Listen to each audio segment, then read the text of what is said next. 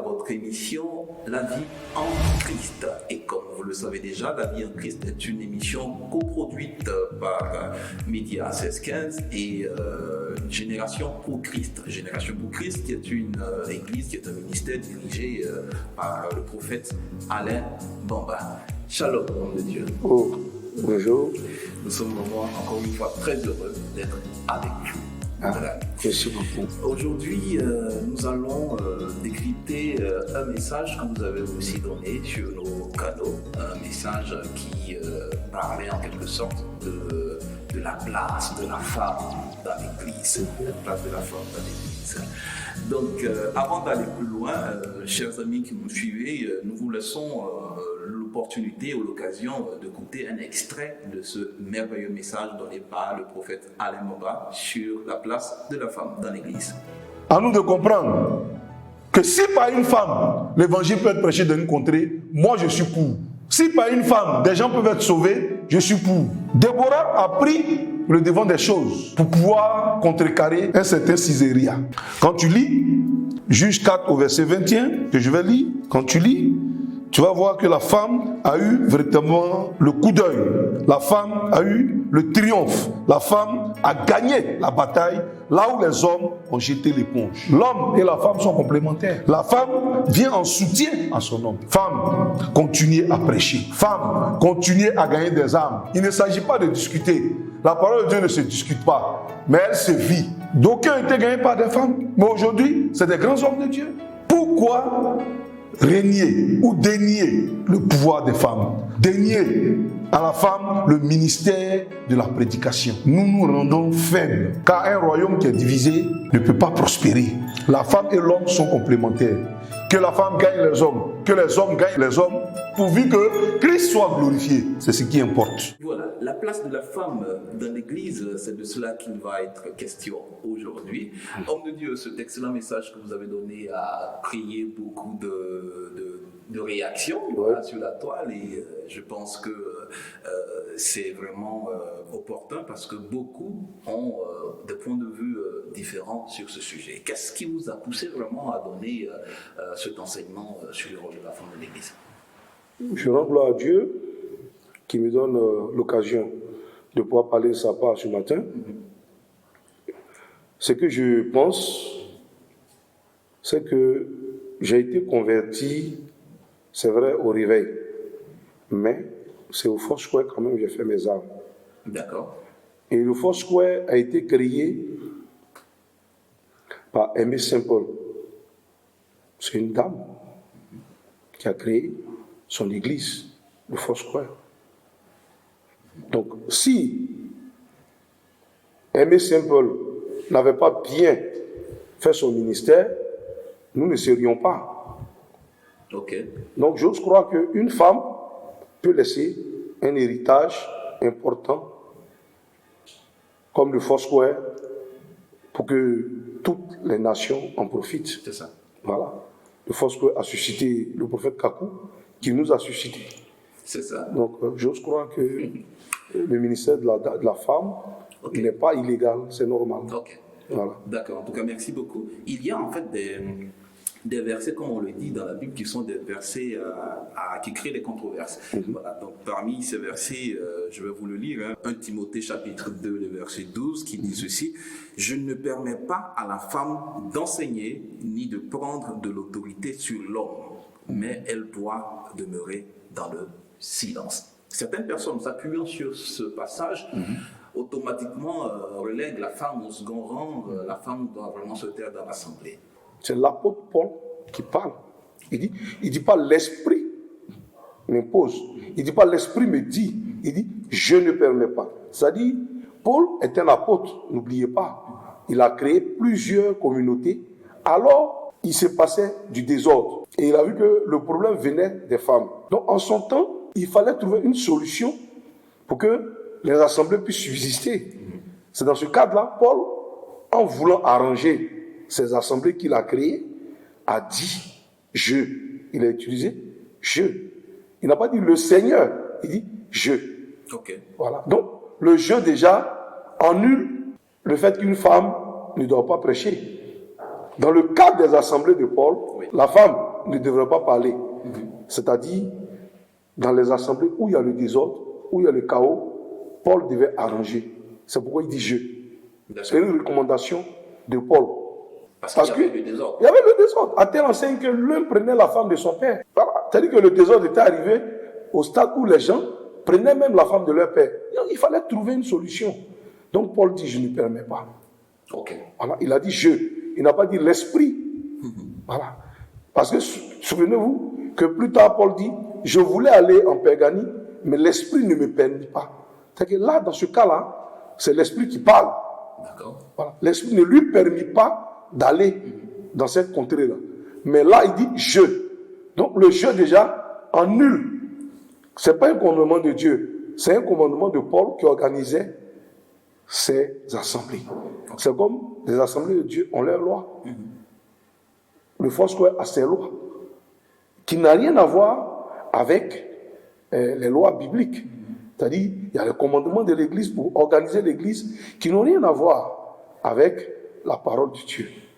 Voilà. D'accord. Et toujours dans cette même lancée, il y a aussi le passage de la première épître aux Corinthiens, le chapitre 14, le verset 33 et suivant, qui dit encore, c'est toujours l'apôtre Paul qui parle.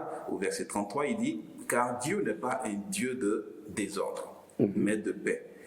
Comme dans toutes les églises des saints, que les femmes se taisent dans les assemblées, car il ne leur est pas permis d'y parler, mais qu'elles soient soumises selon que le dit aussi la loi. Est-ce que vous voyez? Donc, ce sont des versets vraiment qui méritent d'être...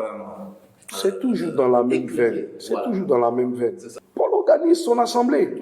Voilà, il est apôtre. Pour être apôtre, il faut avoir plusieurs assemblées.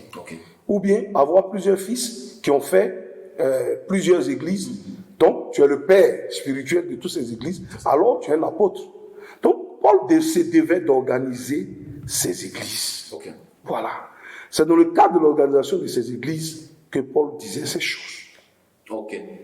D'accord. Donc, il ne s'agit pas pour nous d'en faire une doctrine ou une loi pour dire que les femmes ne doivent pas prendre la parole dans nos assemblées. Ce même Paul, d'ailleurs, dit, dans le livre de Romains, je crois, il dit, je salue mes compagnons, Prisca et Aquila. Bon, écoutez, ses compagnons, c'est-à-dire que ses collaborateurs, il est précis. Il dit même ses collaborateurs, mes collaborateurs en Christ. Donc, il reconnaît Prisca comme sa collaboratrice. Par conséquent, Prisca a donné sa vie pour Paul lui-même. Elle n'a pas voulu qu'on tue Paul. Elle a donné sa vie. Et Paul a pu être sauvé parce que Prisca a fait le sacrifice suprême. Mais Dieu, par sa grâce, elle n'a pas été tuée, mais elle a caché Paul. Je vais dire, il salue donc ceux-là. S'il les salue et qu'il les reconnaît comme collaborateurs, alors il reconnaît que la femme peut avoir un ministère.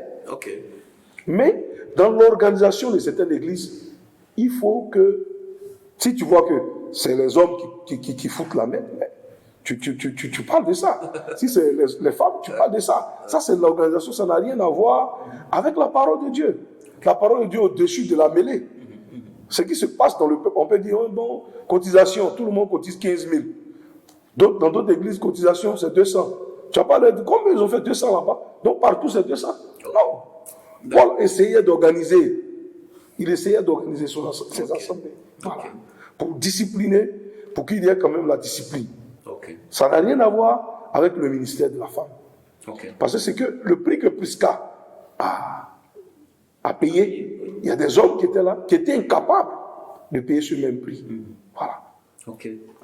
D'accord. En tout cas, c'est déjà intéressant de donner ces différentes précisions.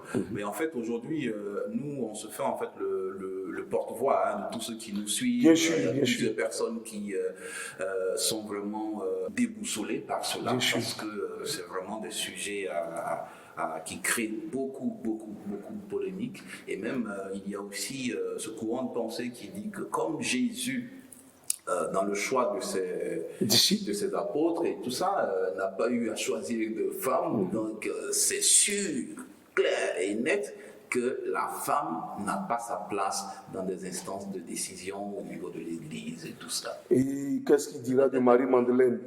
Qu'est-ce qu'il dira de Marie? Qu'est-ce qu'il dira de Suzanne? Okay. Qu'est-ce qu'il dira? Non. Okay. Elles ont été les premières évangélistes. Okay. Quand Christ est sorti du tombeau, c'est ces femmes-là qui sont allées au tombeau, qui ont découvert le tombeau vide et qui sont venues le rapporter. Et même quand ils l'ont rapporté, les gens n'ont pas cru. Les hommes qui étaient là n'ont pas cru.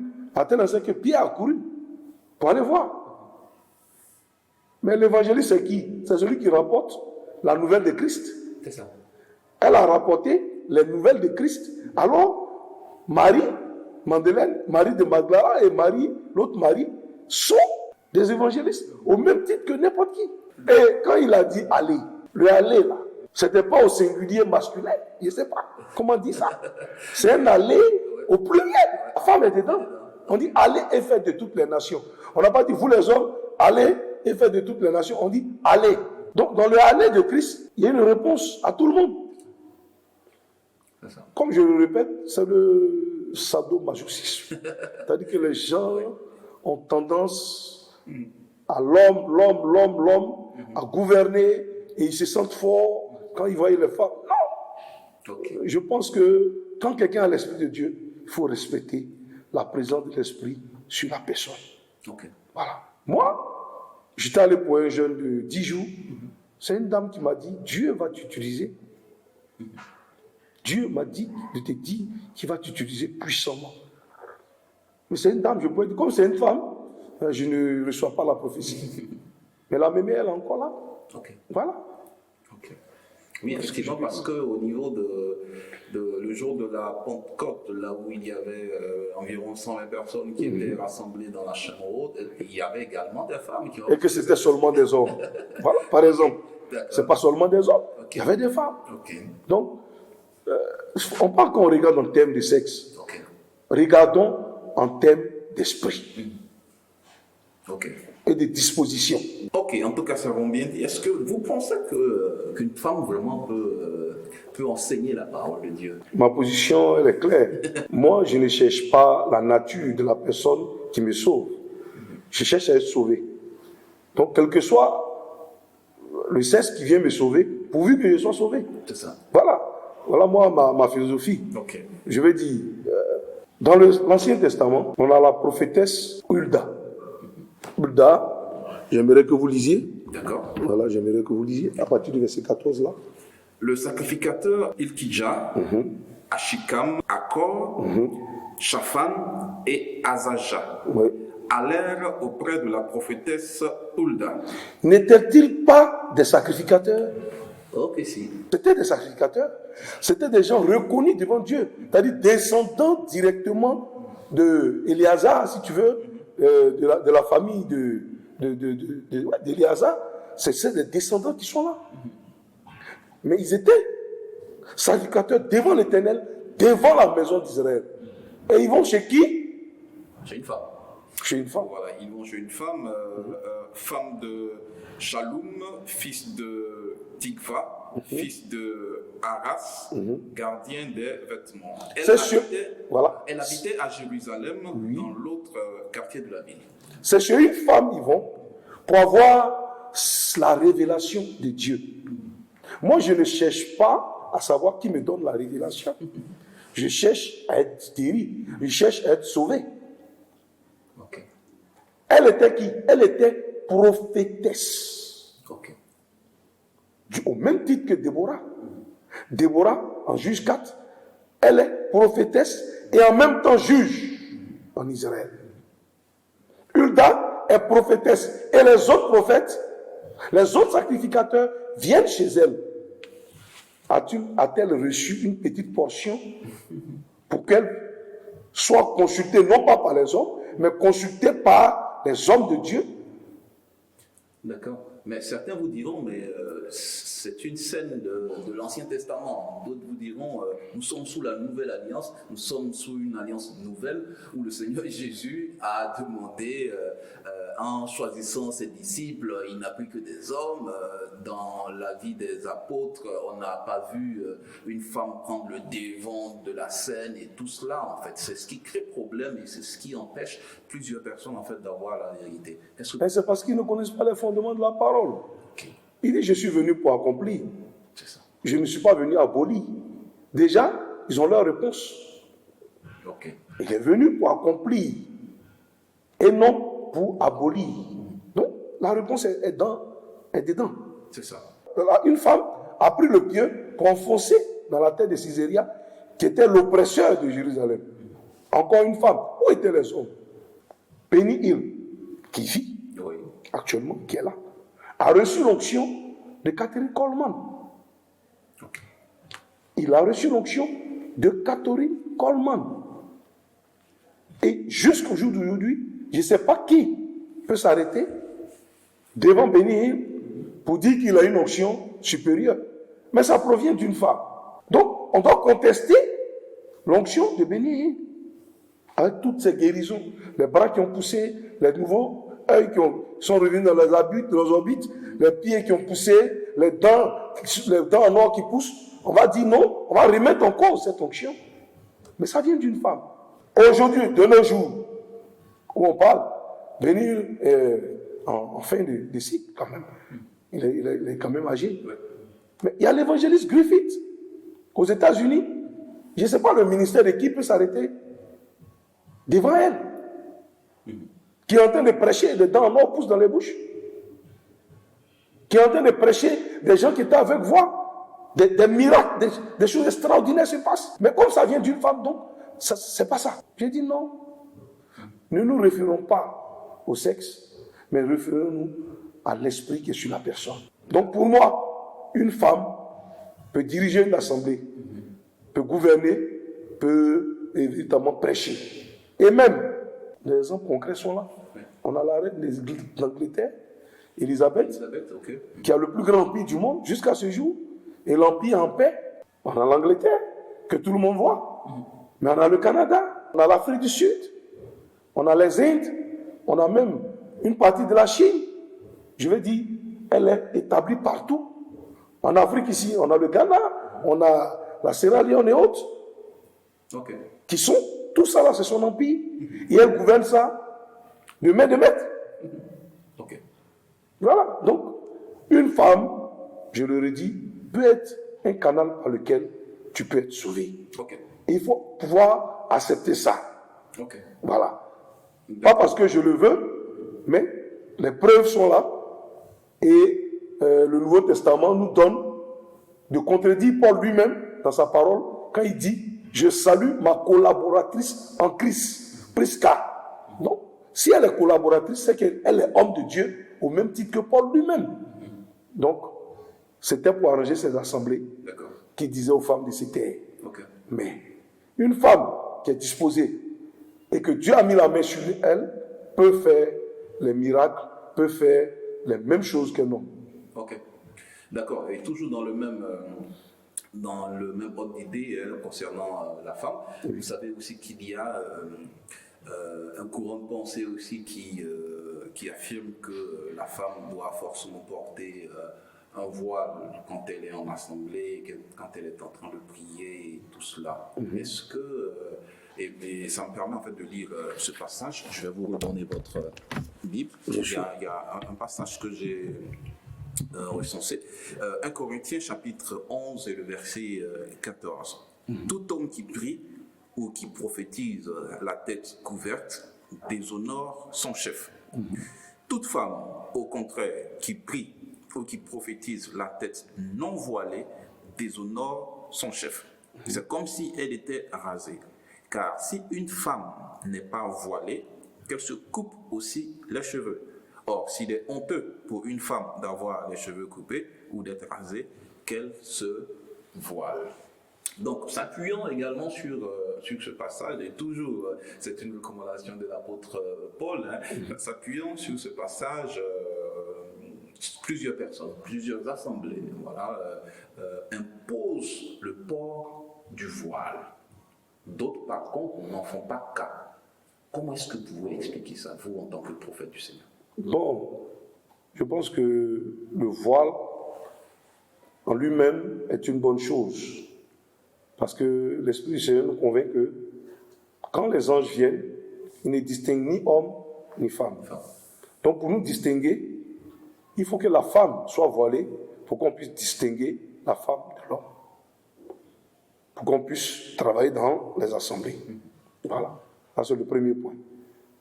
Le deuxième point est que les cheveux de la femme sont sa couronne. C'est une gloire. Ok. Voilà.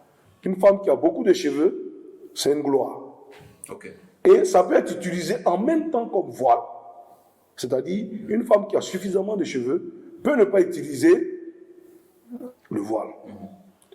Maintenant, la femme qui a coupé les cheveux, elle doit utiliser le voile. Pourquoi on la distingue dans l'assemblée? Voilà. Parce que quand les anges y rentrent, il faut qu'ils distinguent les hommes des femmes. C'est pourquoi les femmes doivent se voiler. Voilà. Donc, l'homme, il a la tête nue. La femme, elle est voilée. Voilà comment ça se passe. Ok. Maintenant, l'ange, quand il vient, il sait que c'est une femme, il sait que c'est un homme. D'accord. Voilà, il distingue. Ça, c'est le premier point. Voilà. Maintenant, la femme, devant Dieu, doit se voiler parce qu'elle n'a pas de cheveux. Ok. Voilà. Mais si elle a beaucoup de cheveux, elle peut ne pas se voiler. D'accord. Sa tête, c'est-à-dire que ses cheveux, lui servent de voile. D'accord. Voilà. Mais le voile, non-voile, ne doit pas être une polémique.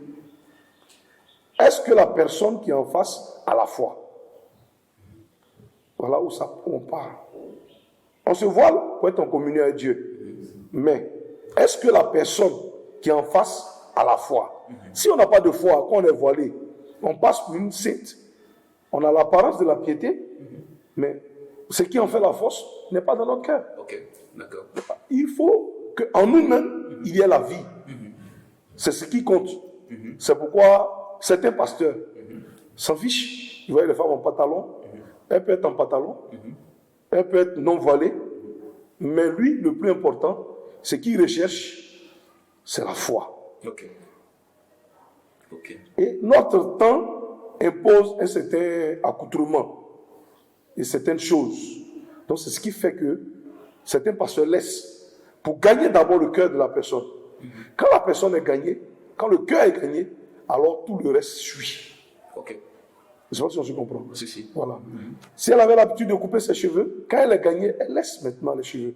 Quand elle est gagnée, l'enseignement lui est transmis pour lui dire que tes cheveux sont une gloire, c'est une couronne.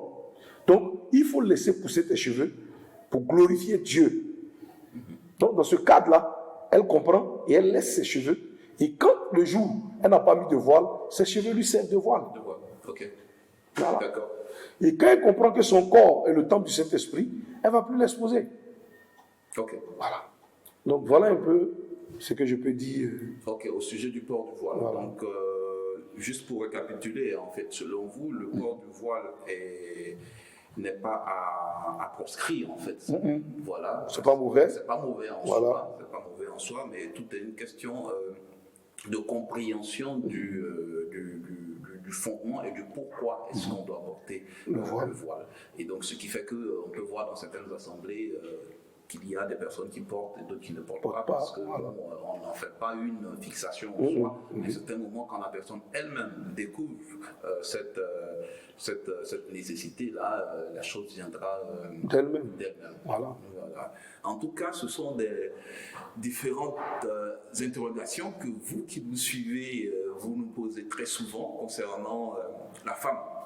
Et on le sait, c'est un sujet qui ne cessera jamais de créer la polémique, même au sein même du corps de Christ, parce que beaucoup vraiment ne sont pas d'avis. Voilà, par rapport, et toujours s'appuyant sur la parole de Dieu. Aujourd'hui, nous sommes avec le prophète Alain Papa, en fait, qui nous a donné sa part de compréhension de la parole de Dieu sur ce point de vue au niveau de la femme dans l'assemblée. Voilà. En tout cas, homme de Dieu, nous vous disons vraiment merci. Merci parce que c'est un déballage que vous nous avez fait. On a reçu beaucoup de choses, de par ces quelques minutes que nous avons passées avec vous. On va juste vous laisser le mot de la fin. Voilà. Si vous avez une parole à dire, voilà, à tous ceux qui nous suivent par rapport en fait à la place de la femme, parce que beaucoup de femmes, ayant entendu plusieurs choses, ont été en fait l'esprit de Dieu en elles et sont restées à ne rien dire et à ne rien faire. Qu'est-ce que vous pouvez dire? Je veux que les femmes se prennent en charge. Si effectivement la main de Dieu est sur une femme, qu'elle s'élève. Si Dieu ne t'a pas appelé, c'est autre chose. Mais si Dieu t'a appelé, n'étouffe pas le don que Dieu a mis en toi. N'étouffe pas l'appel de Dieu. Il faut t'élever, il faut exercer. Exercer le ministère, ce n'est pas forcément aller créer une église. On peut exercer le ministère dans l'église et Dieu te bénira parce que tu as obéi. Car l'obéissance vaut mieux que le sacrifice. C'est ça. Si je suis malade, que c'est une femme qui est là pour me donner un verre d'eau, je ne refuserai pas. Okay. Je prendrai le verre d'eau pour prendre mes paracétamol. C'est ça. Donc, moi, la nature de la personne qui me donne le verre d'eau importe peu. Le plus important, c'est le verre d'eau dans ma main. Okay. Donc, si le salut est donné par une femme ou bien un homme, j'ose croire que le salut, c'est ce qui est important. Okay. Voilà. En tout cas, merci beaucoup, homme de Dieu, et merci également vous tous qui nous suivez. Cette émission tire à sa fin. Le thème était le rôle ou la place de la femme dans l'église de Dieu. Et ce thème, en fait, est le décryptage d'un message que notre invité, le prophète Alain Mora, a donné sur nos canaux de diffusion, sur la femme. En tout cas, merci de nous avoir accordé un peu de votre temps pour ce décryptage. Et encore une fois, à très très bientôt pour le prochain numéro de La Vie en Christ sur CS15 TV.